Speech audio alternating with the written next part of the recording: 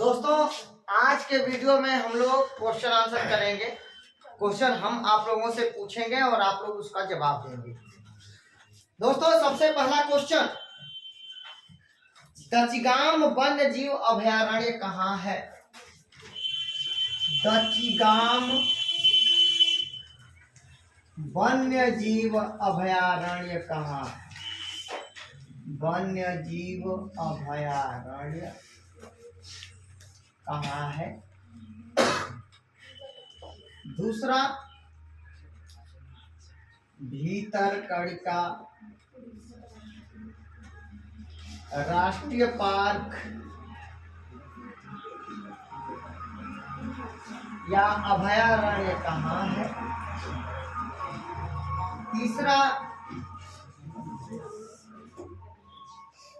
तीसरा पेरियार वन्य जीव अभयारण्य कहाँ है? पेरियार वन्य जीव अभयारण्य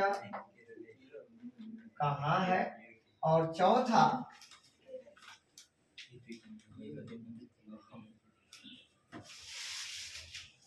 नामदफा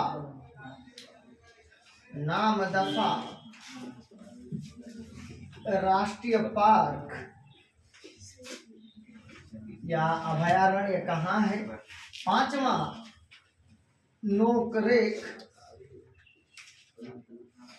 राष्ट्रीय पार्क या अभयारण्य कहाँ है?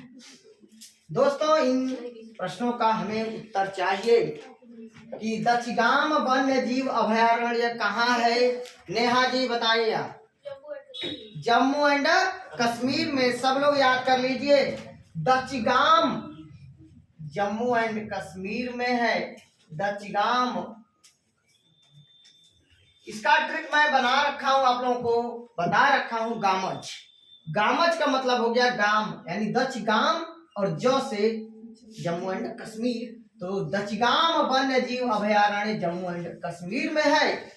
जम्मू एंड कश्मीर में है। दोस्तों, अब अगला क्वेश्चन, भीतरकनिका राष्ट्रीय पार्क कहाँ है? इसका आंसर बताएंगे कासिम, उड़ीसा में है। इसका ट्रिक मैं बता रखा हूं, भीतरकनिका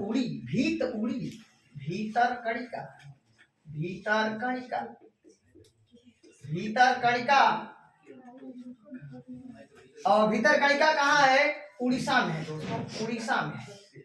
और इसका मैं ट्रिक बना रखा हूं, भीत उड़ी।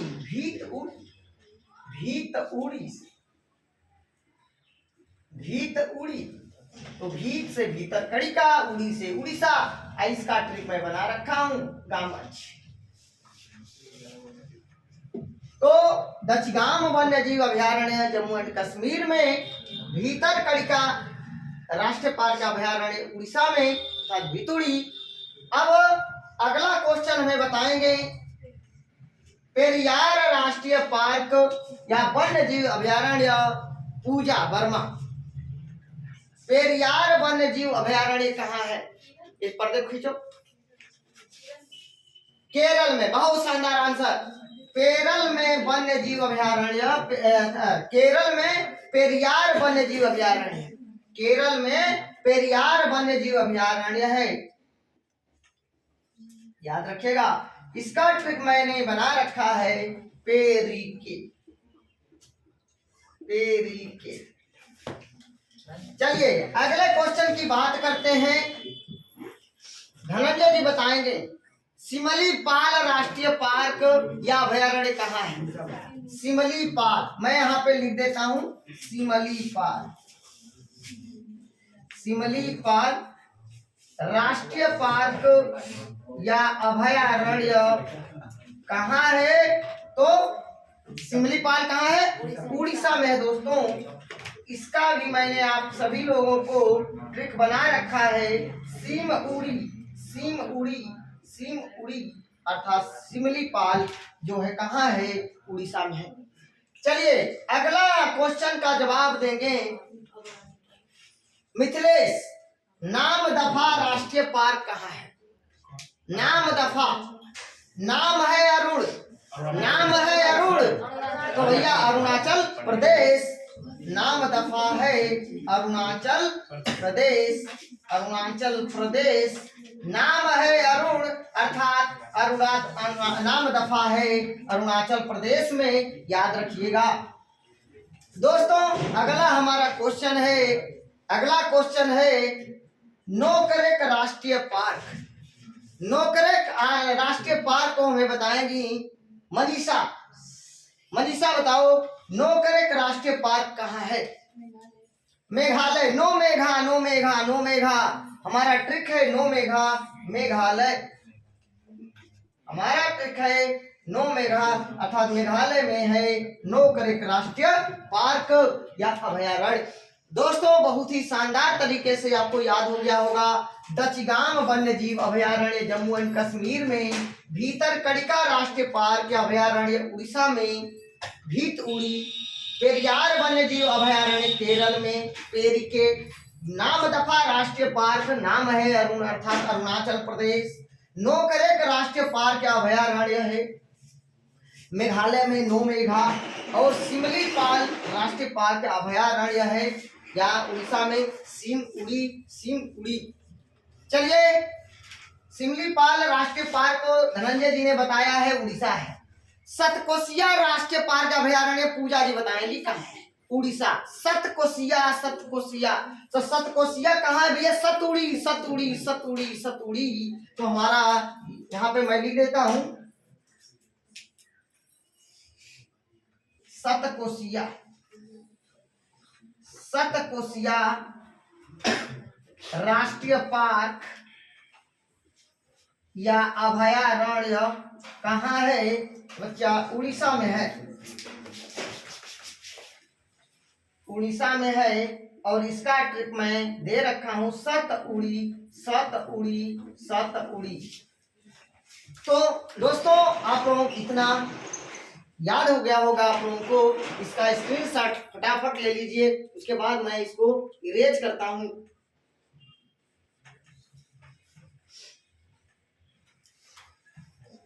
चलिए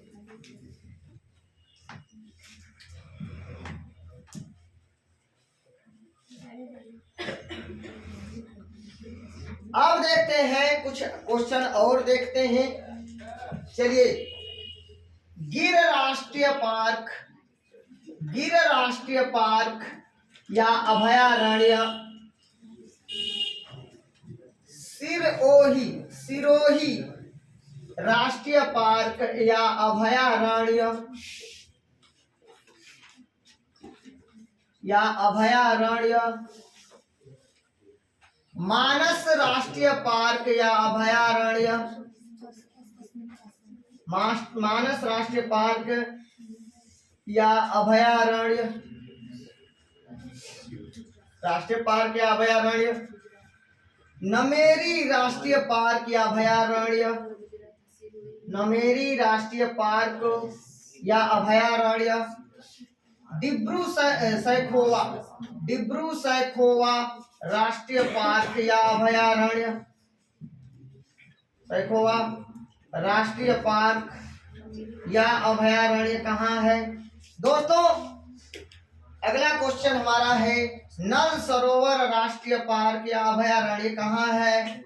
नल सरोवर राष्ट्रीय पार्क या अभयारण्य कहाँ है? दोस्तों अगला हमारा केवलादेव राष्ट्रीय पार्क या अभयारण्य कहाँ है? केवलादेव राष्ट्रीय पार्क अभयारण्य या वन्य जीव अभयारण्य। दोस्तों केवलादेव, केवलादेव को ही घाना पक्षी विहार भी कहा जाता है। पक्षियों का स्वर्ग किस राष्ट्रीय पार्क को कहा जाता है? तो घाना पक्षी विहार को या केवलादेव राष्ट्रीय पार्क को। दोस्तों अगला है गूगामल राष्ट्रीय पार्क, गूगामल राष्ट्रीय पार्क या अभयारण्य। तो दोस्तों 1 2 3 4 5 6 7 8, इसके पहले कितने थे? 7। देखिए 8 9 10 11, 12, 13, 14 और 15। चलिए अब हमें इस प्रश्न का गिर राष्ट्रीय पार्क का उत्तर कौन कौन बता सकते हैं? चलिए कौन बताया है? नैनीति। नैनीति जो है मौर्य बताई है कि गिर राष्ट्रीय पार्क या अभयारण्य कहाँ है? गुजरात में। कहाँ है भाई? गुजरात में। और इसका ट्रिक मैं दे रखा हूँ गिरगुज। गिरगुज गिरगुज गिरगुज गिरगुज भैया, गिरगुज। गिर जो है कहाँ है? गुजरात में है। बब्बर शेर, एशियाई शेर कहाँ मिलता है? तो गिर राष्ट्रीय पार्क या अभयारण्य में मिलता है। चलिए सिरोही राष्ट्रीय पार्क या अभयारण्य अंकित बताएंगे कि सिरोही राष्ट्रीय पार्क या अभयारण्य कहाँ है? मणिपुर में। सिर पर मणि, सिर पर मणि, सिर पर मणि। सिरोही राष्ट्रीय पार्क या अभयारण्य मणिपुर। बहुत शानदार तरीके से पढ़ रहे हैं आप लोग, याद है आप लोगों को। तो सिरोही मणिपुर में है, तो सिर पर मणि मैंने ट्रिक बना दिया है। सिर पर मणि, सिर पर मणि अर्थात सिरोही जो है राष्ट्रीय पार्क अभयारण्य मणिपुर में है। और दोस्तों विश्व का एकमात्र तैरता हुआ राष्ट्रीय पार्क कहाँ है? तो मणिपुर में है, याद रखिएगा। दोस्तों मणिपुर में एक फ्लोटिंग तैरता हुआ फुमदिस है। फुमदिस का मतलब एक तरह से द्वीप को ही नाम दिया गया है, फुमदिस। तो तैरता हुआ फुमदिस कहाँ है? तो मणिपुर में यही केबुल लामजाओ राष्ट्रीय पार्क या जो है नेशनल पार्क में है। तो ध्यान रखिएगा, तैरता हुआ फुमदिस कहाँ है? तो मणिपुर में है और केबुल लामजाओ राष्ट्रीय पार्क में है। चलिए मानस राष्ट्रीय पार्क या अभयारण्य दोस्तों कहाँ है? कितने लोग बताएंगे? चलिए तो असम में है। मानस, मानस तो असम भाई, असम। इसका ट्रिक मैंने दे दिया है, मानस, मानस, मानस। दोस्तों काजीरंगा राष्ट्रीय पार्क या अभयारण्य कहाँ है? असम में है, वो भी है। काजीरंगा कौन है? काजीरंगा। उसका ट्रिक मैं दे रखा हूँ, काजी अस, काजी अस, काजी अस। दोस्तों नमेरी राष्ट्रीय पार्क या अभयारण्य मैंने आपको बता दिया कहाँ है? नमेरी राष्ट्रीय पार्क या अभयारण्य असम में है। इसका मैंने ट्रिक आपको दे रखा है, नामअस, नामअस। नमेरी का नामयस या नामयस याद कर लीजिए। तो नाम से जो है नमेरी और यश से जो है आपका हो जाएगा नाम अस, असम से हो जाएगा, जैसे असम हो जाएगा नाम अस, नाम अस। तो नाम से नमेरी, अस से असम। दोस्तों डिब्रू सैखोवा राष्ट्रीय पार्क डब्बाई असम में है, डब्बाई असम में है, डब्बाई असम में है। ये ट्रिक ले सकते हो। डिब्रू सैखोवा राष्ट्रीय पार्क असम में है, डिब्रू सैखोवा राष्ट्रीय पार्क असम में है। और मैं आपको बता दूं, मैंने लिखा नहीं है, लिख देता हूं भाई, काजीरंगा राष्ट्रीय पार्क या अभयारण्य। काजीरंगा बहुत इंपॉर्टेंट है। काजीरंगा राष्ट्रीय पार्क या अभयारण्य कहाँ है दोस्तों? तो ये है आपका असम में है, काजी अस। इसका ट्रिक मैं दे रखा हूँ, काजी अस, काजी अस, काजी अस। तो काजीरंगा असम में है। दोस्तों नल सरोवर राष्ट्रीय पार्क कहाँ है? कितने लोग बताएंगे? गुजरात में। गुजरात में है। ट्रिक मैंने दे रखा हूँ, नलगुज, नलगुज, नलगुज, नलगुज, नलगुज। भैया इसका कहाँ है? गुजरात में है, गुजरात में है। और इसका नाम है नल, ट्रिक है नलगुज, नलगुज। दोस्तों अगला हमारा प्रश्न है, केवलादेव राष्ट्रीय पार्क अभयारण्य कहाँ है? केवल राज, केवल राज, केवल राज या घाना राज का घाना राज। एक मतलब है, राज का मतलब राजस्थान, राज का मतलब राजस्थान। इसका ट्रिक मैं दे रखा हूँ, केवल राज, केवल राज करो भाई, केवल राज करो। और केवलादेव राष्ट्रीय पार्क अभयारण्य को पक्षियों का स्वर्ग कहा गया है। आगे बात करते हैं, इसी को घाना पक्षी विहार के नाम से जाना जाता है। गूगामल राष्ट्रीय पार्क कहाँ है? कितने लोग बता सकते हैं? महाराष्ट्र में, ठीक है। गूगामल राष्ट्रीय पार्क महान, गूंगा महान है।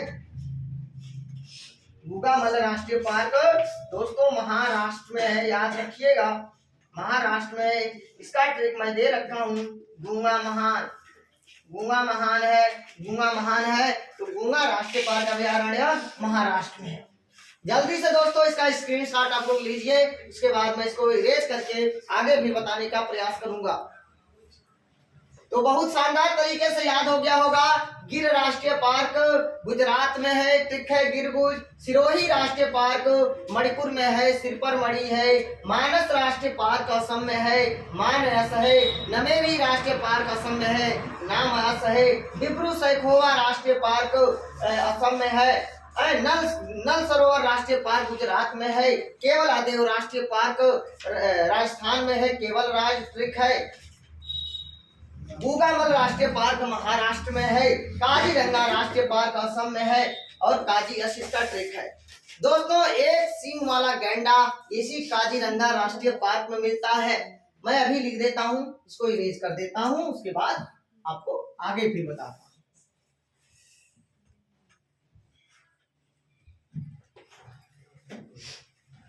दोस्तों देखिए एक सींग वाला गैंडा है, एक सींग वाला गैंडा,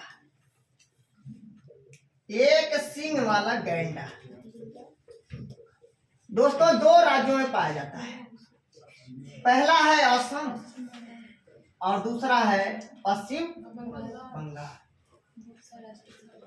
दोस्तों असम में काजीरंगा, असम में काजीरंगा और पश्चिम बंगाल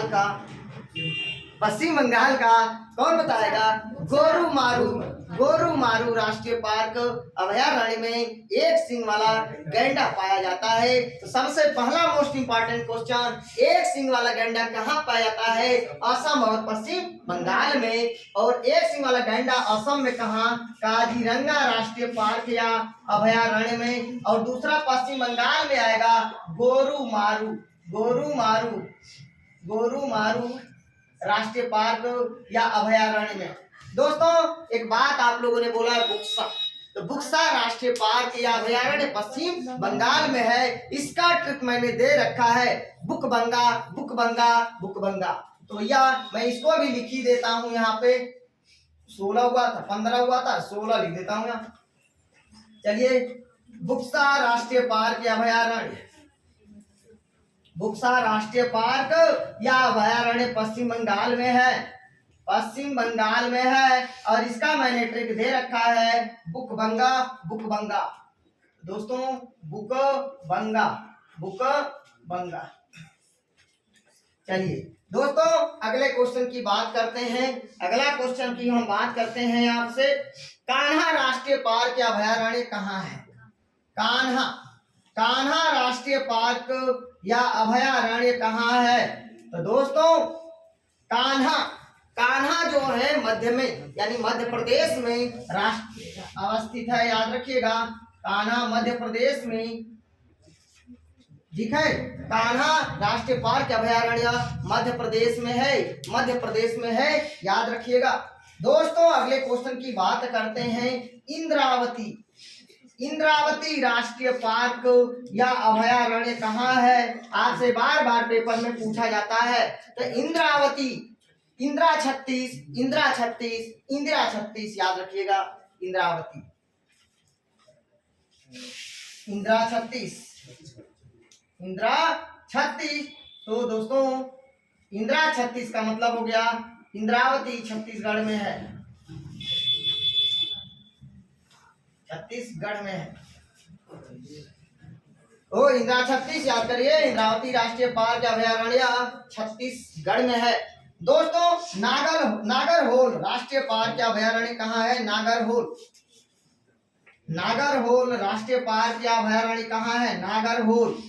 तो दोस्तों याद रख लीजिए, होल करना ये कर्नाटक में है, भद्रा कहाँ है? कर्नाटक में है, कर्नाटक में। तो नागरहोल राष्ट्रीय पार्क या अभयारण्य, नागरहोल राष्ट्रीय पार्क या अभयारण्य कहाँ है? तो दोस्तों नागरहोल, इसका ट्रिक मैं दे रखा हूँ, होल करना, याद रखिएगा। सभी महत्वपूर्ण प्रश्न है ये आपके सामने। दोस्तों एक प्रश्न और बता देता हूँ, दिमाग में आ गया चलते फिरते। सुल्तानपुर राष्ट्रीय पार्क या सुल्तानपुर पक्षी विहार कहाँ है? सुल्तानपुर राष्ट्रीय पार्क या अभयारण्य, तो दोस्तों याद रखिएगा गुरुग्राम में है। और गुरुग्राम कहाँ है? हरियाणा में है। गुरुग्राम कहाँ है? हरियाणा में है, याद रखिएगा। तो सुल्तानपुर राष्ट्रीय पार्क या अभयारण्य कहाँ है? गुरुग्राम में है। दोस्तों सरिस्का राष्ट्रीय पार्क और अभयारण्य कहाँ है? सरिस्का राष्ट्रीय पार्क अभयारण्य सरिराज, राज का मतलब राजस्थान में है। दोस्तों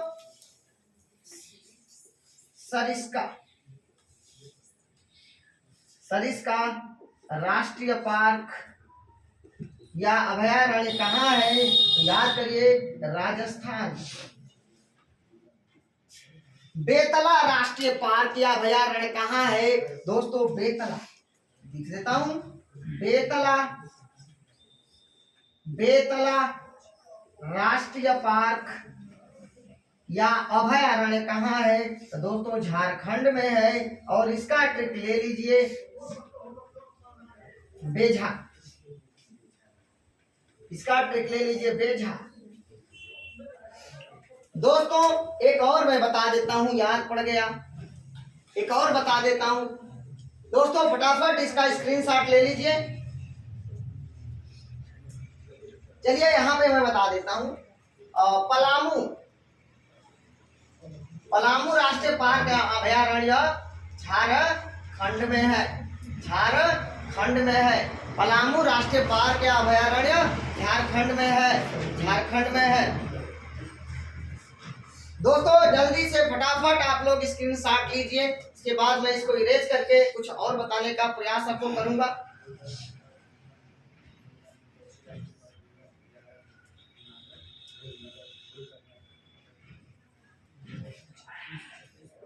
सरिस्का राष्ट्रीय पार्क अभयारण्य राजस्थान में है और बेतला राष्ट्रीय पार्क अभयारण्य झारखंड में है। दोस्तों झारखंड है। दोस्तों एक सिंग वाला गैंडा असम और पश्चिम बंगाल में, असम के काजीरंगा में, पश्चिम बंगाल के गोरुमारू में।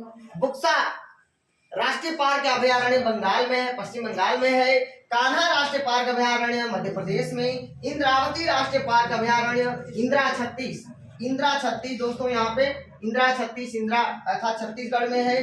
नागरहोल राष्ट्रीय पार्क कर्नाटक या जिसका ट्रिक है होल करना, था दोस्तों नागरहोल कर्नाटक में है। सुल्तानपुर राष्ट्रीय पार्क अभयारण्य दोस्तों हरियाणा में है, गुरुग्राम में। सरिस्का राष्ट्रीय पार्क अभयारण्य झारखंड में है। बेतला राष्ट्रीय पार्क अभयारण्य दोस्तों झारखंड में है। दोस्तों मैं इसको इरेज करता हूं, उसके बाद आपको कुछ और बता देता हूं। दोस्तों एक बात और मेरे दिमाग में आ गई, तो मैं उसको सोच रहा हूं बता ही दूं आपको। जिम कॉर्बेट राष्ट्रीय पार्क, जिम कॉर्बेट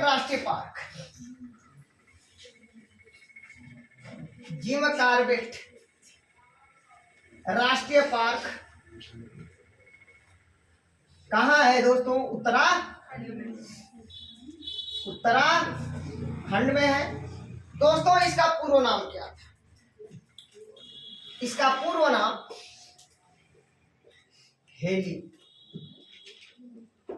हेली राष्ट्रीय पार्क या अभयारण्य।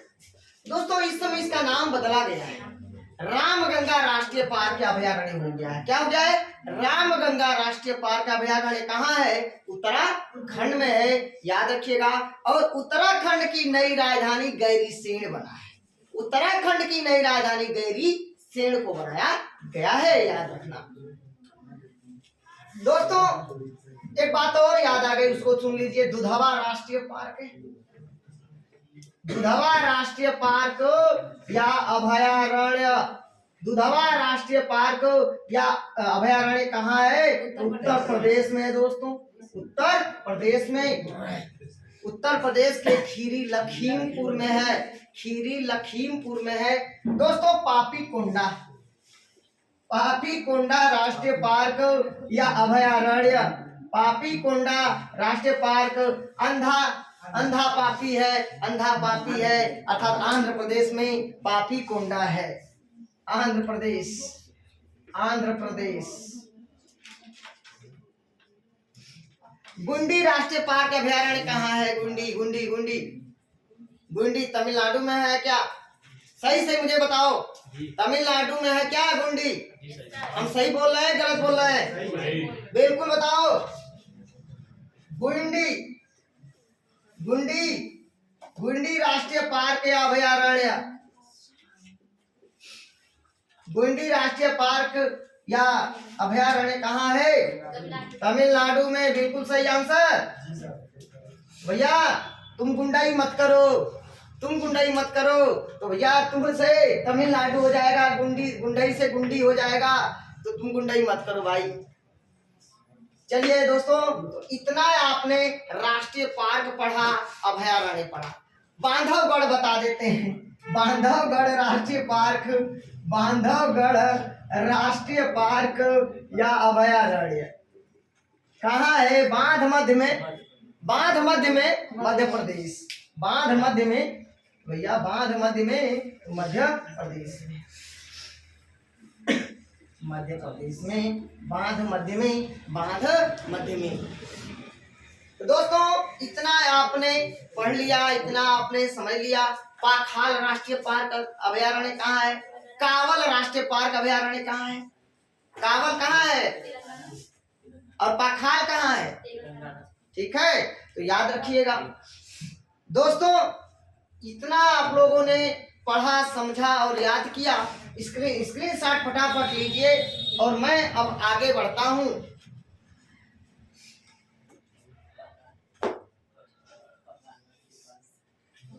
हाँ, आप लोग स्क्रीनशॉट ले लिए होंगे, आगे बढ़ते हैं।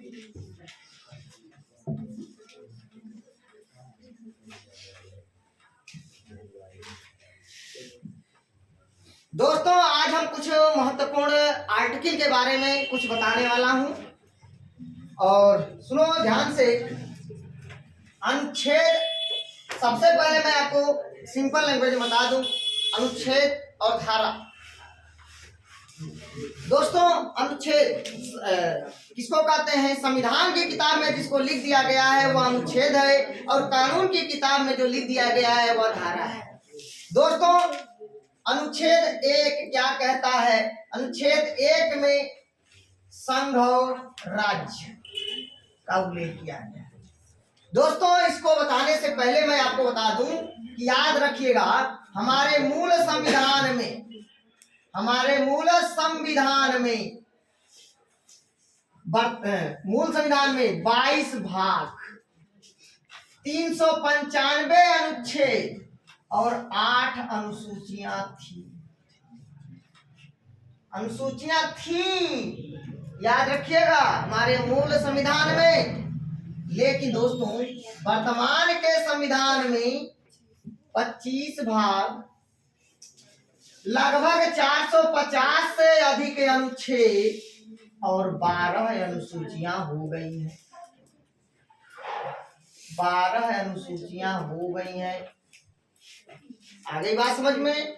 मूल संविधान में 22 भाग, 395 अनुच्छेद और 8 अनुसूचियां थी। वर्तमान के संविधान में 25 भाग, 450 से अधिक अनुच्छेद और 12 अनुसूचियां हैं। ये 450 से अधिक अनुच्छेद हैं, अनुच्छेद है, और 12 अनुसूचियां हैं। दोस्तों तो मैं आपको बता दूं कि अनुच्छेद 1 समय समय पर 4 अनुसूचियों को जोड़ा गया। कब किस अनुसूची को जोड़ा गया, इस पर बात कर लेते हैं, इस पर बात कर लेते हैं।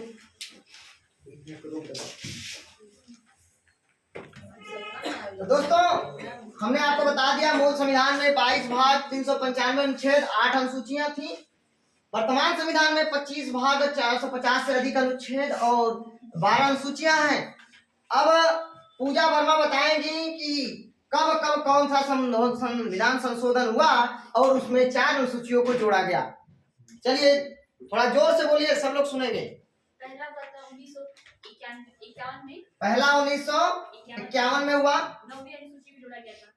नवी अनुसूची जोड़ा गया। इस समय कौन सा संविधान संशोधन हुआ? प्रथम संविधान संशोधन के द्वारा।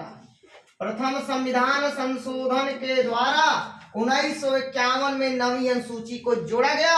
याद रखिए, बिल्कुल परफेक्ट है। चलिए दूसरा, नवा मतलब 10वीं अनुसूची कब जोड़ा गया? 1985 में जोड़ा गया। 1985 में जोड़ा गया। और कौन सा संविधान संशोधन हुआ? 52, यानी 52वां संविधान संशोधन। 52वां संविधान संशोधन के अंतर्गत 10वीं अनुसूची जोड़ा गया। और दोस्तों इसमें क्या है? दल बदल कानून। साथ साथ ये भी लिखते चलिए, जो नवी अनुसूची जोड़ा गया इसमें भूमि सुधार है या विधि मान्यीकरण है? भूमि सुधार, विधि मान्यीकरण।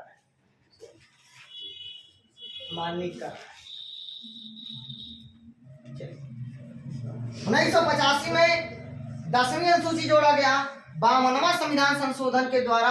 और ये दल बदल कानून है।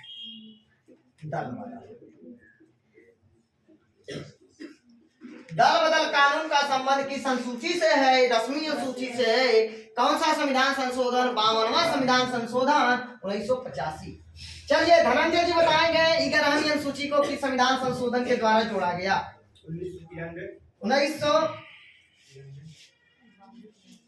1992 में। और कौन सा संविधान संशोधन है?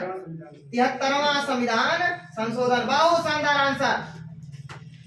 और दोस्तों इसमें क्या है धनंजय जी? 11वीं अनुसूची में क्या है?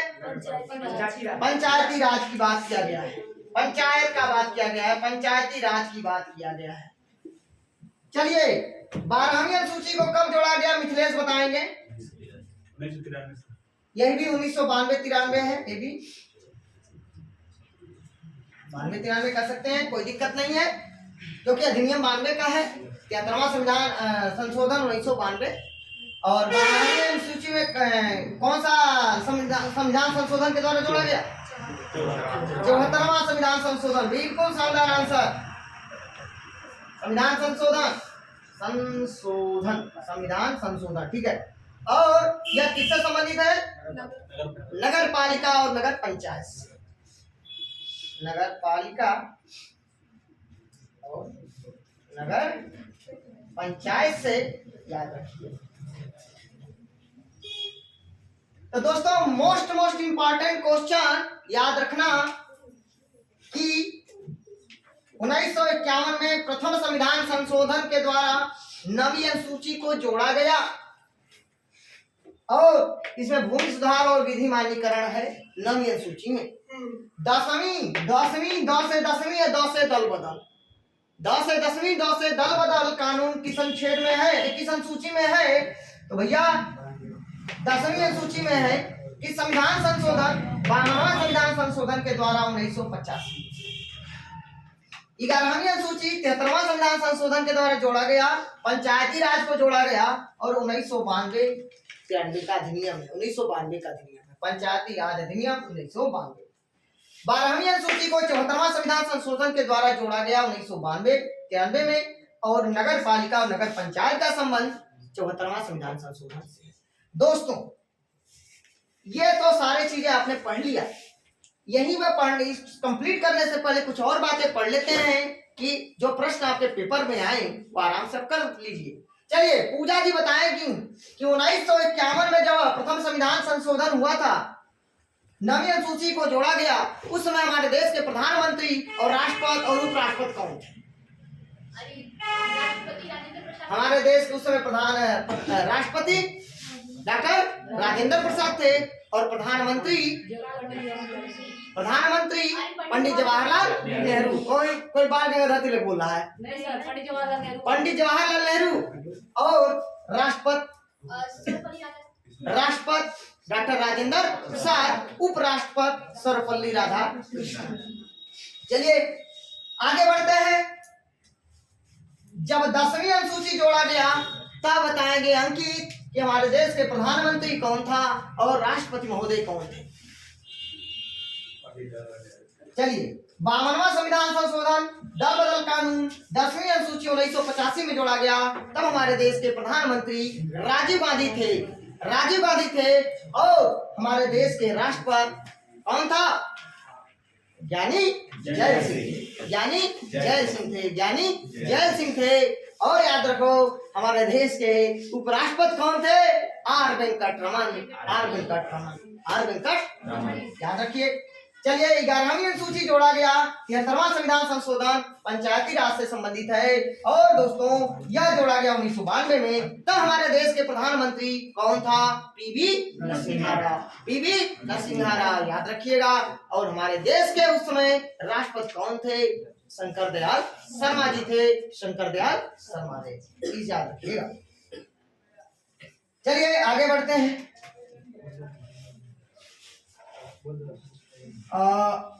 12वीं अनुसूची जोड़ा गया 74वां संविधान संशोधन के द्वारा। उस समय भी हमारे देश के प्रधानमंत्री थे पीवी नरसिम्हा राव। नगर पालिका और नगर पंचायत से संबंध है 74वां संविधान संशोधन का। दोस्तों पंचायती राज में कुल 29 विषय हैं, जबकि नगर पालिका और नगर पंचायत में 18 विषयों को शामिल किया गया है। याद रखिएगा पंचायती राज में 29 विषयों को शामिल किया गया है, जबकि नगर पालिका और नगर पंचायत में जो है 18 विषयों को शामिल किया गया है। याद रखिएगा। इसको आप लोग स्क्रीनशॉट ले लीजिए, फिर इसको मैं इरेज कर दूं फटाफट। दोस्तों आगे बढ़ते हैं।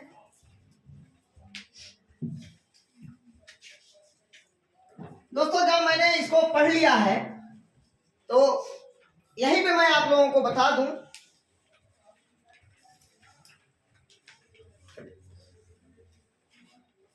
मूल संविधान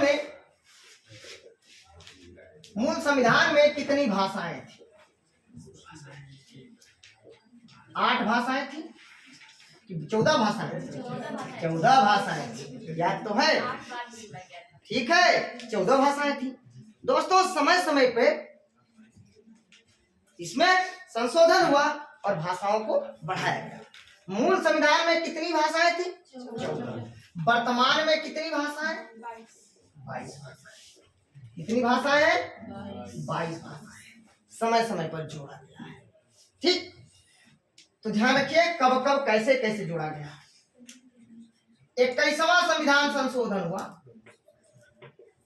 1967 में। 21वां संविधान संशोधन 1967 में हुआ और कौन सी भाषा जोड़ा गया? सिंधी को जोड़ा गया।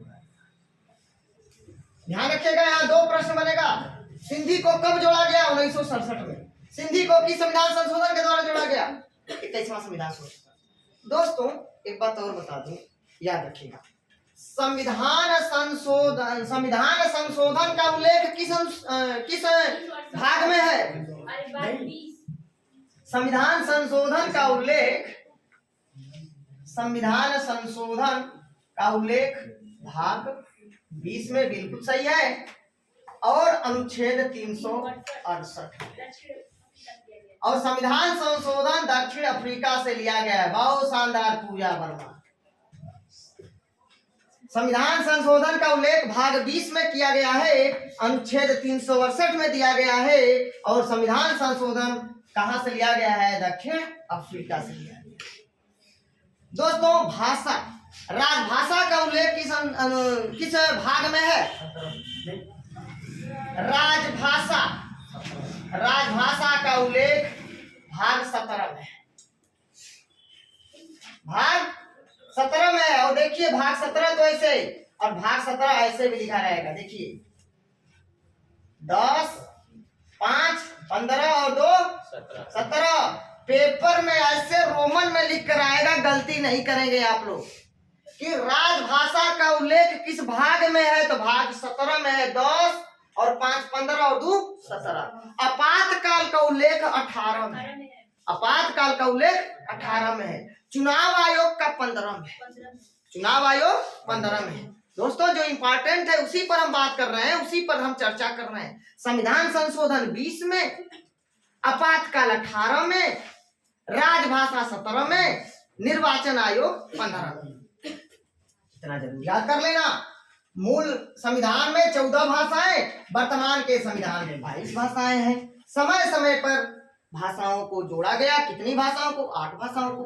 प्रथम 21वां संविधान संशोधन 1967 के द्वारा सिंधी भाषा को जोड़ दिया गया। अगला 21वें बाद आता है 71वां संविधान संशोधन। 71वां संविधान संशोधन दोस्तों 1992 में हुआ और इसमें जोड़ा गया कोंकणी, नेपाली और मणिपुरी। दोस्तों कोने मणि हमारा ट्रिक है। एक कोने मणि, कोने मणि, कोने मणि, कोने में मणि है, कोने में मणि है, भाषा का यूज करके उठा लो। कोने में मणि है, भाषा का यूज करके उठा लो। भैया कोंकणी, कोंकणी दोस्तों ये ऑर्डर रहेगा, ये वाला कोंकणी, कोंकणी, नेपाली और मणिपुरी को 71वां संविधान संशोधन 1992 में जोड़ा, याद रखिएगा। कोंकणी, कोंकणी, कोंकणी, हाँ ठीक है, कोंकणी, ककड़ी, कोंकणी, ठीक है। चलिए दोस्तों अगला है 52वां संविधान संशोधन। 52वां संविधान संशोधन 2003 जोड़ा गया 4 भाषा। तो देखिए क्वेश्चन पूछा जाएगा नंबर 1, भाषा कब जोड़ा गया? किस अनुसूची में? किस अनुसूची में? 8वीं अनुसूची में है। 8वीं अनुसूची में भाषा का उल्लेख किस अनुसूची में है? अनुसूची की बात करेंगे तो 8वीं अनुसूची में है, ध्यान रखिएगा। तो अनुसूची 8वीं में जो है भाषा का उल्लेख है। संविधान संशोधन का उल्लेख भाग 20 में है, 368 अनुच्छेद में है, दक्षिण अफ्रीका से लिया है। राजभाषा का उल्लेख भाग 17 में है और 8वीं अनुसूची में दिया गया है। ठीक, चलिए तो भैया 21वां संविधान संशोधन 1967 के द्वारा सिंधी को जोड़ा गया। 71वां संविधान संशोधन 1992 के द्वारा कोंकणी, नेपाली, मणिपुरी को जोड़ा गया। कोने मणि, ट्रिक है कोने मणि। 52वां संविधान संशोधन 2003 के द्वारा बोडो, बोडो, बोडो से बोडो याद कर लो, बोडो, डोगरी, मैथिली और संथाली। हमारे देश की वर्तमान राष्ट्रपति किस जनजाति से है? संथाल से है।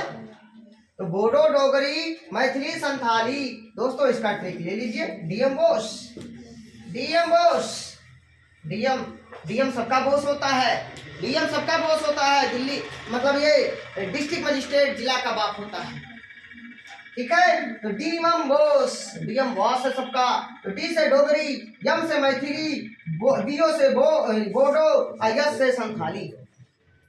डीएम बोस याद कर लो, दूसरा याद कर लो बॉडमास का रूल, बॉडमास का रूल याद कर लो ना, बॉडमास।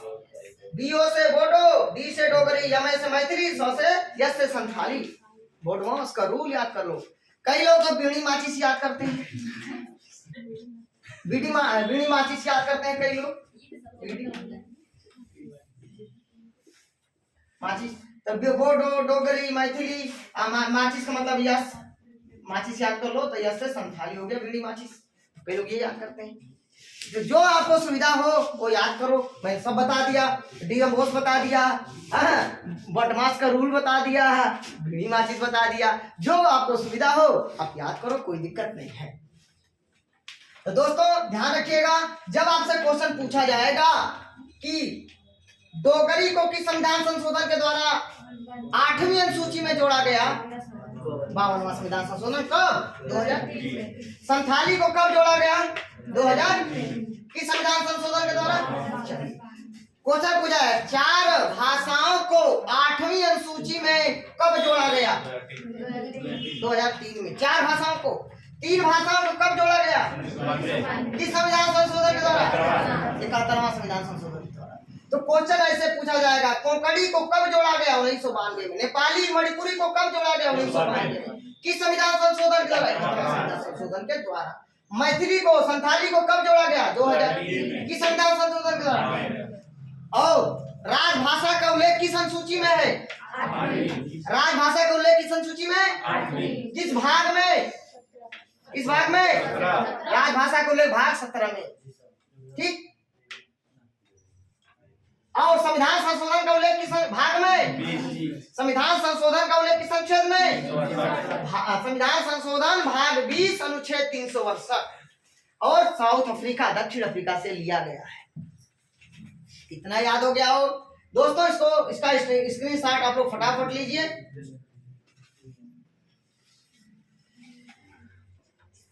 चलिए को मिटा दे।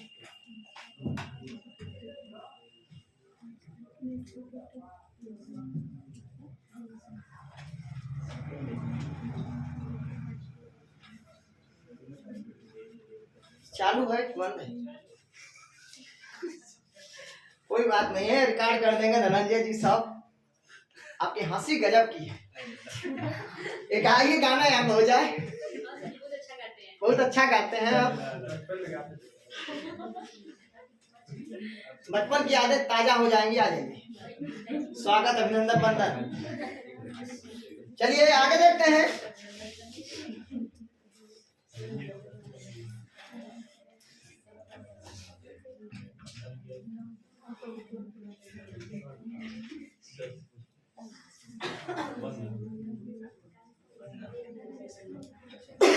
दोस्तों महत्वपूर्ण प्रश्न मैं बता दूं आप लोगों को। आज मैं आप लोगों को 1938 का कांग्रेस अधिवेशन बताने वाला हूं। साथ ही साथ 1939 के कांग्रेस अधिवेशन के बारे में बात करूंगा। ये बात करने से पहले मैं ये जानने की कोशिश करूंगा कि 1938 का कांग्रेस का अधिवेशन कहाँ हुआ था। कितने लोग बताएंगे? तो धनंजय जी हाथ उठाए हैं। धनंजय जी बताएंगे इसका आंसर कि 1938 में कांग्रेस का अधिवेशन कहाँ हुआ था? 38 में कांग्रेस का अधिवेशन कहाँ हुआ था? पूजा जी बताएंगी। तो दोस्तों 1938 में कांग्रेस का अधिवेशन हरिपुरा में हुआ था। और हरिपुरा कहाँ है? गुजरात में है, याद रखिएगा। तो सबसे पहला प्रश्न आपका ये हो गया कि 1938 में कांग्रेस का अधिवेशन कहाँ हुआ था? हरिपुरा में हुआ था। हरिपुरा कहाँ है? गुजरात में। दूसरा प्रश्न आपसे पूछा जाएगा कि हरिपुरा अधिवेशन कब हुआ था? 1938। और हरिपुरा अधिवेशन की अध्यक्षता किसने की थी दोस्तों? सुभाष चंद्र बोस। सुभाष चंद्र बोस। बस आपको इतना ही की जरूरत है इस प्रश्न में। अगले प्रश्न में आते हैं। ये अगला प्रश्न बहुत ही शानदार, बहुत ही महत्वपूर्ण है। देखिए 1939 का कांग्रेस का अधिवेशन बाबू त्रिपुरी में होता है। त्रिपुरी और त्रिपुरा दो बातें। त्रिपुरी मध्य प्रदेश के जबलपुर में है और त्रिपुरा एक राज्य है पूर्वोत्तर का, याद रखना।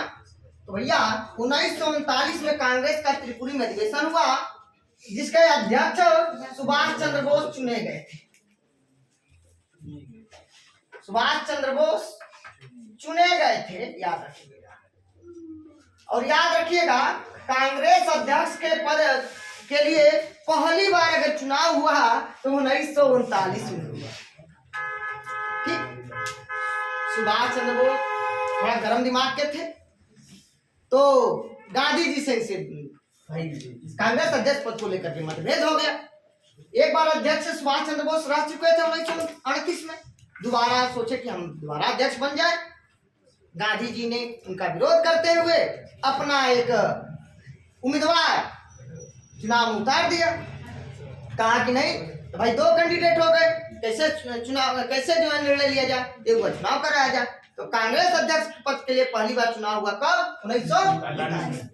और याद रखिएगा एक तो सुभाष चंद्र बोस थे और दूसरा गांधी जी के समर्थित उम्मीदवार, गांधी जी के समर्थित उम्मीदवार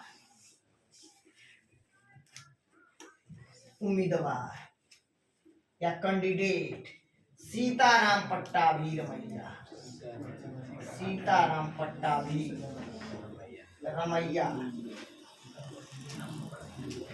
याद रखिएगा। अब बाबू चुनाव हुआ और सुभाष चंद्र बोस ने सीताराम पट्टाभी रमैया को हरा दिया। सुभाष चंद्र बोस की क्या हो गई? सुभाष चंद्र बोस की जीत हो गई, सीताराम पट्टाभी रमैया की हार हो गई। याद रखना, सुभाष चंद्र बोस ने किसे हराया? सीताराम पट्टाभी किससे हार गए? दो प्रश्न बन गया। प्रश्न बहुत महत्वपूर्ण पूछा जाएगा कि 1939 का कांग्रेस का अधिवेशन कहाँ हुआ था? त्रिपुरी कहाँ है? जबलपुर। भाई जबलपुर कहाँ है? मध्य प्रदेश। 3-4 प्रश्न यहाँ से बनने वाले हैं मध्य प्रदेश। बाबू 1939 में कांग्रेस अध्यक्ष के लिए कौन चुने गए थे? सुभाष चंद्र बोस। सुभाष चंद्र बोस ने किसे हराया? सीताराम पट्टाभी। सीताराम पट्टाभी किससे चुनाव हार गए? सुभाष चंद्र बोस। अब सुनो, उसके बाद जब चुनाव हार गए सीताराम पट्टाभी तो ये किसके समर्थन से चुनाव लड़े थे? गांधी जी के। तो गांधी जी को ये हार बर्दाश्त नहीं हुई। गांधी जी ने तुरंत कहा सीताराम पट्टाभी की हार मेरी हार है, और इसको लेकर के और राजनीतिक गतिरोध बढ़ने लगा। इनको आपस में सुलझाने का बहुत प्रयास किया गया, लेकिन मामला नहीं सुलझ पाया। सुभाष चंद्र बोस विरोध के चलते इस्तीफा दे दिए। क्या कर दिए? इस्तीफा दे दिया भैया, इस्तीफा दे दिए। कौन इस्तीफा दिया? और जब इस्तीफा दे दिए तो इस्तीफा देने के बाद अध्यक्ष के पद के लिए राजेंद्र प्रसाद को निर्वाचित किया गया। राजेंद्र क्वेश्चन याद रखना, सुभाष चंद्र बोस के इस्तीफा देने के बाद कांग्रेस अध्यक्ष किसे नियुक्त किया गया? राजेंद्र। तो याद रखना 1939 में कांग्रेस का अध्यक्ष कौन चुना गया था?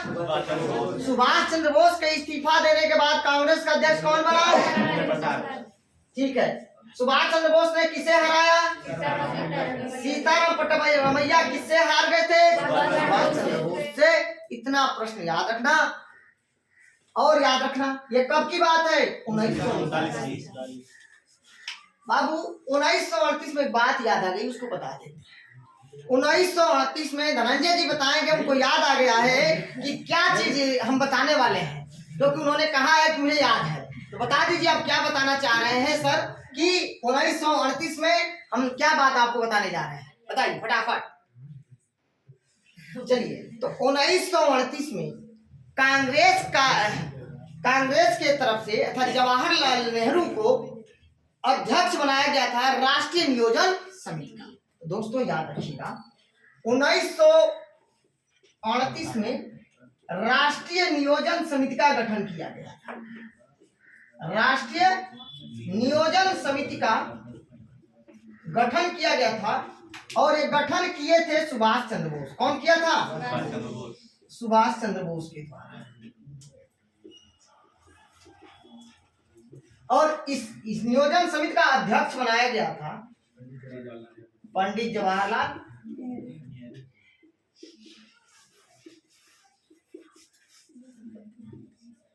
तो सबसे पहला क्वेश्चन पूछा जाएगा आपसे, राष्ट्रीय नियोजन समिति का गठन कब हुआ? राष्ट्रीय नियोजन समिति का गठन किसने किया? राष्ट्रीय नियोजन समिति का अध्यक्ष किसको बनाया गया था? जवाहरलाल नेहरू के द्वारा। ये याद रख लीजिएगा आप लोग, बहुत ही अच्छा प्रश्न है। तो दोस्तों इतने सारे बातें आपको समझ में आ गया। 1938 में कांग्रेस का अध्यक्ष सुभाष चंद्र बोस बने थे, और 1938 अधिवेशन की अध्यक्षता हरिपुरा मतलब सुभाष चंद्र बोस किए थे। हरिपुरा अधिवेशन के किए थे, हरिपुरा गुजरात में। और 1939 में त्रिपुरी में जबलपुर मध्य प्रदेश में हुआ था, जिसके अध्यक्ष सुभाष चंद्र बोस चुने गए थे। लेकिन उनके इस्तीफा देने के बाद राजेंद्र प्रसाद अध्यक्षता किए, और सुभाष चंद्र बोस ने सीताराम पट्टाभी को हराया। और याद रखिएगा 1939 में। चलिए इसका स्क्रीनशॉट लीजिए और उसके बाद मैं इसको इरेज करके आगे बढ़ता हूँ। क्या 5 मिनट बाद? अच्छा ठीक है, इसको रोकिए। अब तो कासिम जी रोक दीजिए इसको जल्दी से।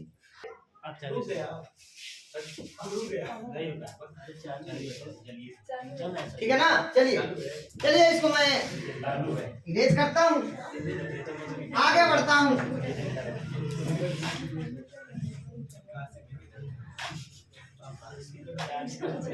चलिए आगे बढ़ता हूँ दोस्तों।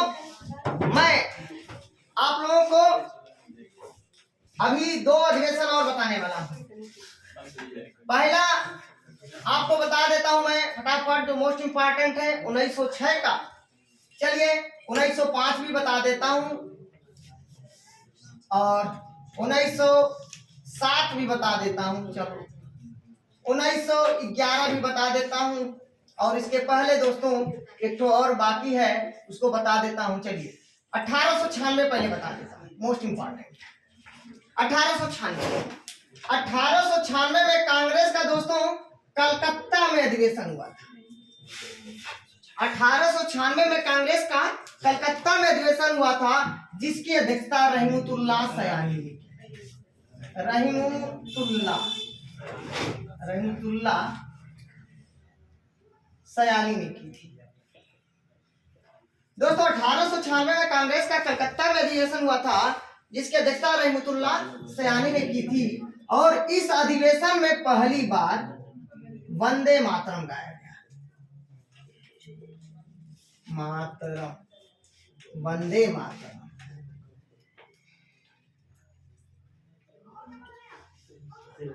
पहली बार वंदे मातरम को गाया गया। वंदे मातरम हमारा राष्ट्रीय गीत है दोस्तों। वंदे मातरम के रचयिता कौन है? बंकिम चंद्र चटर्जी। बंकिम चंद्र चटर्जी या बंकिम चंद्र चट्टोपाध्याय।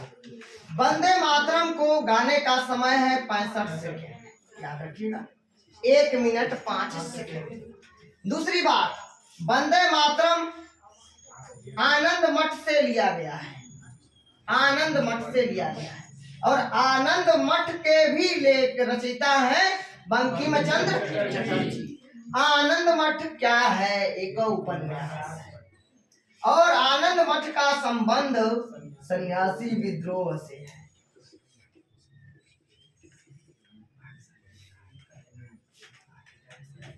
ठीक है। वंदे मातरम जो है स्वदेशी आंदोलन का राष्ट्रीय गीत। स्वदेशी आंदोलन का राष्ट्रीय गीत वंदे मातरम बनाया रखिएगा दोस्तों। वंदे मातरम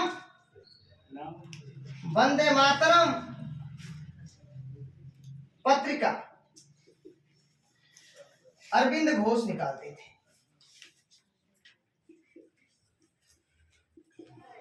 किसमें? अंग्रेजी में। वंदे मातरम पत्रिका अंग्रेजी में निकालते थे और लाला लाजपत राय उर्दू में निकालते। लाला लाजपत राय उर्दू में निकालते, याद रखिएगा दोस्तों। एक बात और बताएं, वंदे मातरम का अंग्रेजी अनुवाद अरविंद घोष ने किया, जबकि उर्दू अनुवाद आरिफ मोहम्मद खान ने किया। लिखता हूं, वंदे मातरम का अंग्रेजी अनुवाद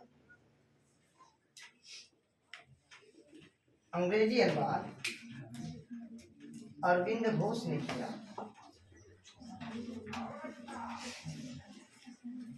जबकि उर्दू अनुवाद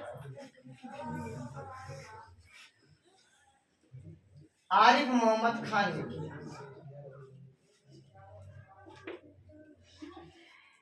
याद रखिएगा।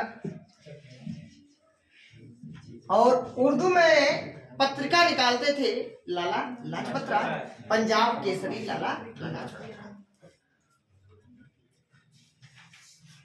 दोस्तों इतना याद रखिएगा, इससे ज्यादा मैं आपको यहाँ पे नहीं बताऊंगा।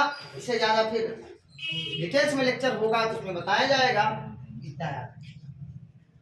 और एक बात और याद रख लीजिए, दादा भाई नौरोजी इसी अधिवेशन में धन के निष्कासन के सिद्धांत पर बात किए थे।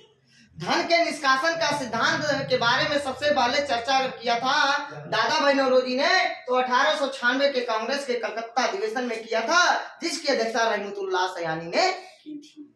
याद रखिएगा दोस्तों। इसका आप लोग स्क्रीनशॉट ले सकते हैं फटाफट। चलिए आगे बढ़ते हैं।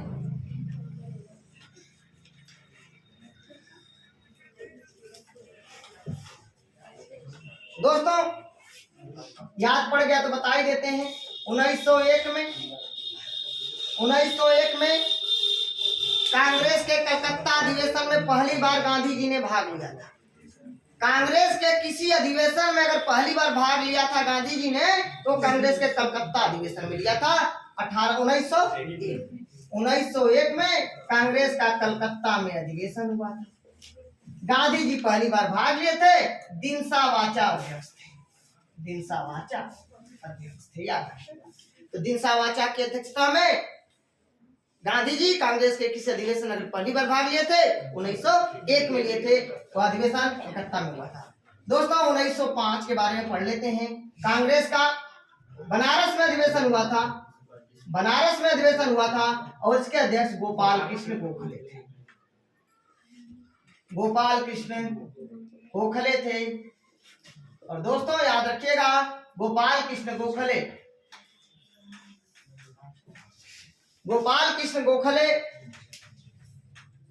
गांधी जी के राजनीतिक गुरु थे और गोखले के राजनीतिक गुरु रनाडे थे। गोखले के राजनीतिक गुरु रनाडे थे। चलिए आगे बढ़ते हैं। 1906 में कांग्रेस का कलकत्ता में अधिवेशन हुआ था, जिसकी अध्यक्षता दादा भाई नौरोजी ने की थी। और इसी अधिवेशन में कांग्रेस के मंच से पहली बार स्वराज शब्द का प्रयोग किया गया था। स्वराज शब्द का प्रयोग किया गया था, याद रख लीजिएगा। इससे ज्यादा आपको याद करने की कोई जरूरत नहीं है बहुत ज्यादा। 1906 में कांग्रेस का कहां पे अधिवेशन हुआ था? कलकत्ता में, जिसकी अध्यक्षता किसने की थी? दादा भाई नौरोजी ने की थी। और दादा भाई नौरोजी ने कांग्रेस के मंच से पहली बार स्वराज शब्द का प्रयोग किया था। वैसे सामान्य तौर पर दोस्तों कहें तो स्वराज शब्द का प्रयोग दयानंद सरस्वती ने किया, उसके बाद बाल गंगाधर तिलक ने किया। ठीक है, हिंदी को राष्ट्रभाषा बनाने के बाद दयानंद सरस्वती ने किया था, याद रखिएगा। वेदों की ओर लौटो का नारा दयानंद सरस्वती ने किया। आर्य समाज की स्थापना 1875 में बंबई में दयानंद सरस्वती ने किया था। सारी बातें याद रखना। दोस्तों 1907 की बात कर लेते हैं। सूरत में अधिवेशन हुआ था और आरबी घोष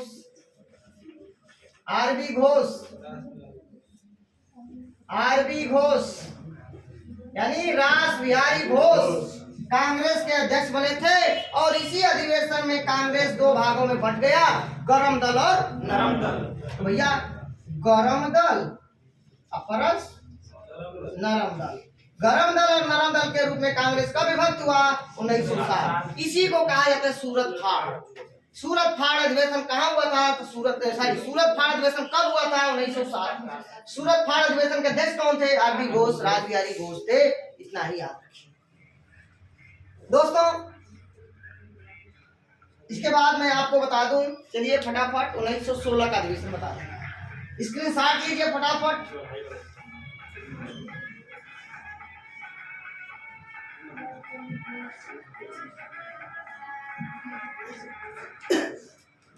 उन्नीस सौ 16 का अधिवेशन महत्वपूर्ण है। अंबिका चरण मजूमदार किए थे अध्यक्षता। अंबिका चरण मजूमदार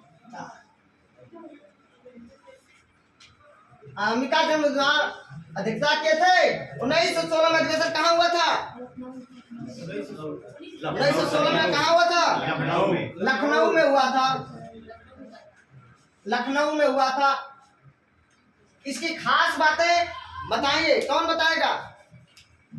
पूजा वर्मा बताएंगे, धनंजय यादव बताएंगे। पहला समझौता हुआ था मुस्लिम लीग और कांग्रेस के बीच। मुस्लिम लीग और कांग्रेस के बीच समझौता हुआ। दोस्तों एमएल का मतलब मुस्लिम लीग, CONG यानी कांग्रेस, याद रखिएगा। मुस्लिम लीग और कांग्रेस के बीच समझौता हुआ और समझौता कराने में किसकी भूमिका थी? कांग्रेस और मुस्लिम लीग भी समझौता कराने में तिलक जी और मोहम्मद अली जिन्ना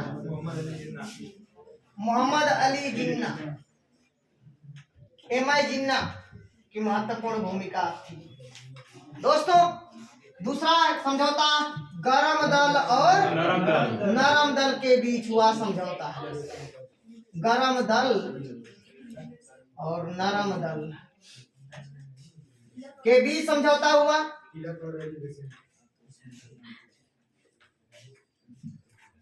तिलक और किसके सहयोग से?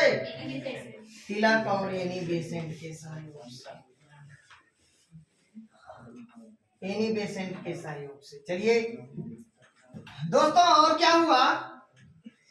इसी अधिवेशन में बिहार के किसानों के नेता राजकुमार शुक्ल आए थे और गांधी जी से पहली मुलाकात की और गांधी जी को आमंत्रित किया कि आप चंपारण आइए और किसानों के हित में आवाज उठाइए, क्योंकि चंपारण के किसानों के साथ बहुत ही घोर अन्याय हो रहा है, अत्याचार हो रहा है, उनसे अवैध टैक्स लिया जाता है, अवैध वसूली किया जाता है। तो गांधी जी बोले कि राजकुमार शुक्ल जी, मैं आपका आमंत्रण स्वीकार करता हूं, लेकिन भैया क्या लेकिन मैंने अपने गुरु गोपाल कृष्ण गोखले को वचन दिया है कि अगले 1 वर्ष तक मैं अभी एक विद्यार्थी के रूप में पूरे देश का भ्रमण करूंगा, उसके बाद ही राजनीति में कदम रखूंगा या कोई आंदोलन करूंगा।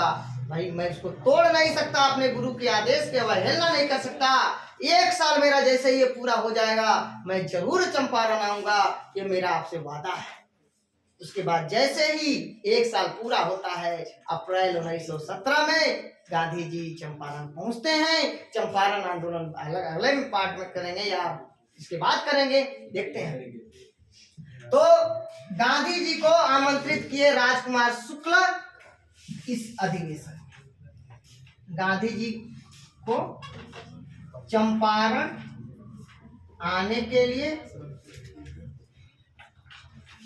राजकुमार शुक्ल द्वारा, किसानों के नेता राजकुमार शुक्ल द्वारा निमंत्रण मिला या आमंत्रित किया गया। आने के लिए राजकुमार शुक्ल द्वारा आमंत्रित किया गया। और सबसे मोस्ट इंपॉर्टेंट क्वेश्चन चौथा कोई है? राहुल सर बताएंगे आप? बताइए चौथा क्या है भाई? चौथा नेहा जी बताएंगे आप? नेहा गुप्ता, महिमा, मनीषा, कासिम, मिथिलेश। मार्लियामेंट सुधार का संबंध नहीं है दोस्तों। चौथा है, इसी अधिवेशन में बाल गंगाधर तिलक ने कहा था स्वराज मेरा जन्मसिद्ध अधिकार है और मैं इसे लेकर के रहूंगा। स्वराज मेरा जन्मसिद्ध अधिकार है,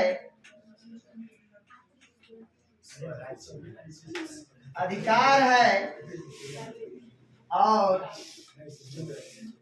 मैं इसे लेकर रहूंगा। ये बाल गंगाधर तिलक ने कहा था कि स्वराज मेरा जन्मसिद्ध अधिकार है, मैं इसे लेकर के रहूंगा। 1916 के लखनऊ अधिवेशन में कहा था, क्योंकि क्वेश्चन पूछा जाता है कि स्वराज मेरा जन्मसिद्ध अधिकार है और मैं इसे लेकर रहूंगा। बाल गंगाधर तिलक ने कांग्रेस के किस अधिवेशन में कहा था? तो 1916 के लखनऊ अधिवेशन में कहा था। आई बात समझ में? चलिए, तो ये बातें महत्वपूर्ण बातें आप लोग याद रखना। 1916 का अधिवेशन की अध्यक्षता किसने की थी? अंबिका चरण मजूमदार ने की थी। पूरा 60 नाम है AC मजूमदार, आपके पेपर में पूछा जाता है। तो ये सब बातें याद कर लीजिए। 1916 का अधिवेशन दोस्तों दिमाग में आ गया तो 1917 भी बता ही देते हैं, क्योंकि पूछा जाता है बार बार। 1916 में कांग्रेस का कलकत्ता में अधिवेशन हुआ था। 16 के बाद 1917 में 1917 में कांग्रेस का कलकत्ता में अधिवेशन हुआ था, जिसकी अध्यक्षता एनी बेसेंट की थी। और दोस्तों एनी बेसेंट की थी, और यह प्रथम महिला कांग्रेस अध्यक्ष थी। प्रथम महिला कांग्रेस अध्यक्ष थी। प्रथम महिला कांग्रेस अध्यक्ष बनने वाली पहली महिला कौन है? एनी बेसेंट, याद रखिए। दोस्तों आगे बात कर लेते हैं 1925 की। 1925 में कानपुर में अधिवेशन हुआ, जिसकी अध्यक्षता सरोजिनी नायडू की थी, और ये दूसरी महिला और प्रथम भारतीय महिला का क्वेश्चन पूछा जाएगा कि भारतीय राष्ट्रीय कांग्रेस की दूसरी महिला अध्यक्ष कौन थी? सरोजिनी नायडू। अब प्रथम भारतीय कांग्रेस अध्यक्ष कौन थी? प्रथम भारतीय राष्ट्रीय कांग्रेस की प्रथम महिला कांग्रेस अध्यक्ष कौन थी? तो ये प्रथम भारतीय कह सकते हैं। और इसी अधिवेशन में ध्वज वंदना, जो श्यामलाल गुप्ता पार्षद ने लिखा था, गणेश शंकर विद्यार्थी के कहने पर, उसको पहली बार जो है पंडित जवाहरलाल नेहरू की उपस्थिति में गाया गया 1925 के कानपुर अधिवेशन में, याद रखिएगा। मार्कर गिर गया बच्चा किसका? ढालो। आगे देखते हैं 1925। दोस्तों एक बात तो और छूट गया है, 1911, उसको भी कवर कर देता हूँ। 1911 की खास बातें धनंजय यादव बताएंगे। दोस्तों स्क्रीन शॉट लीजिए, फटाफट स्क्रीन शॉट लीजिए। यहाँ पे मैं लिख देता हूँ, यार मिटा दिया हूँ। 1916 का लखनऊ अधिवेशन हुआ था। अंबिका चरण मजूमदार,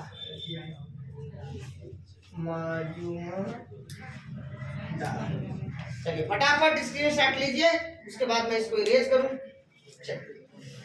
दोस्तों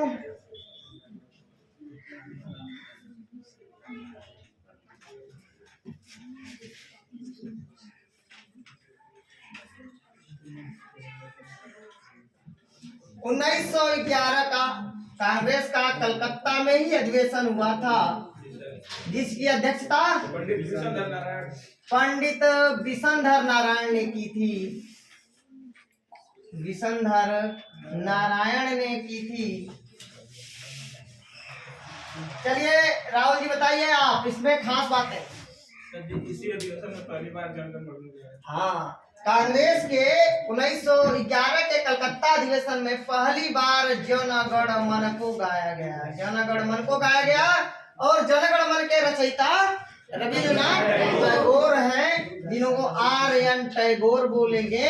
और याद रखिएगा, रविन्द्रनाथ टैगोर ने हमारा जनगण मन राष्ट्रगान लिखा है। गाने का समय है 52 सेकेंड है, न्यूनतम समय है 20 सेकेंड। और रविन्द्रनाथ टैगोर दो देशों के जो है राष्ट्रगान लिखने वाले इकलौते व्यक्ति हैं। अमार सुनार के नाम से इन्होंने लिखा है, अमार सुनार।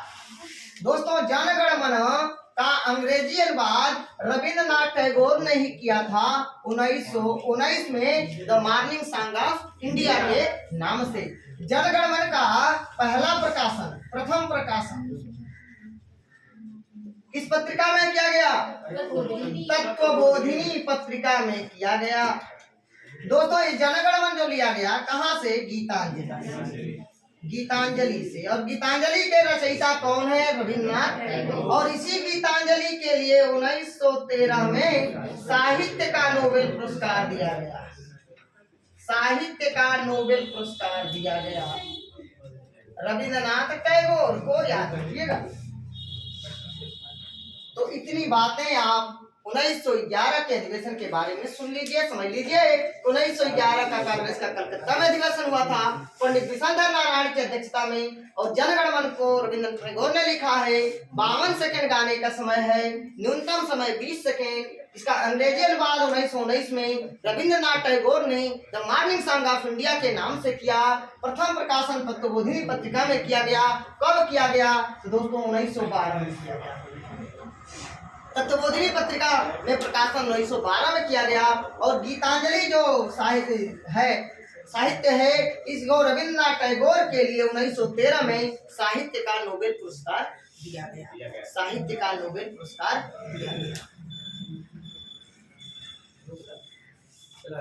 दोस्तों, अगर आप लोगों को मेरा वीडियो अच्छा लगे प्लीज दोस्तों लाइक कमेंट शेयर करके मुझे सूची जरूर करना, क्योंकि दोस्तों वीडियो लंबा हो रहा है।